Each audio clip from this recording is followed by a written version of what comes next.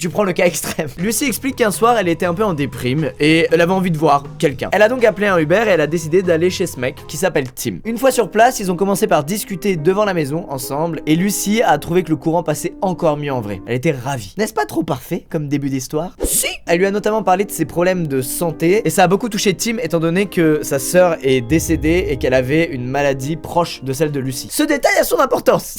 Ils sont donc rentrés dans la maison et en entrant, première remarque de Lucy, la maison ressemblait en gros à une sorte d'unité de stockage mais avec plein de trucs partout, très encombré. Tim l'a alors emmené dans sa chambre pour Netflix and chill, vous connaissez? Ils se sont posés dans le lit, ils ont parlé pendant pas mal de temps. La soirée se finit normalement et tous deux s'endorment dans le lit de Tim. Et elle a aucune remarque spéciale à faire à part que c'était un peu féminin comme déco, etc. Mais bon, il fait ce qu'il veut. Mais alors, où ça cloche, Lucas? Attendez qu'elle se réveille. Lucy se réveille vers 10h du mat à cause d'une horrible odeur. Elle explique que ça sentait comme s'il y avait 1000 rats décédés sous le plancher de la maison. La nuit étant passée, Lucy n'avait plus d'alcool dans le sang, elle avait totalement décuvé et elle avait donc un meilleur sens de l'observation. Elle se met à regarder autour d'elle et elle remarque que dans la penderie, il n'y a que des vêtements de filles. Elle va d'abord se dire que Tim a une copine et que c'est les fringues de sa copine et que du coup il a trompé sa meuf avec elle et c'est chaud. Elle s'est alors assise sur le lit et elle a regardé l'oreiller sur lequel elle venait de passer la nuit. Et elle constate qu'il n'y avait pas de thé d'oreiller sur l'oreiller et que surtout il y avait du sang, du vieux sang séché, comme si quelqu'un avait toussé du sang sur son oreiller en pleine nuit. Et c'est là qu'elle a une sorte de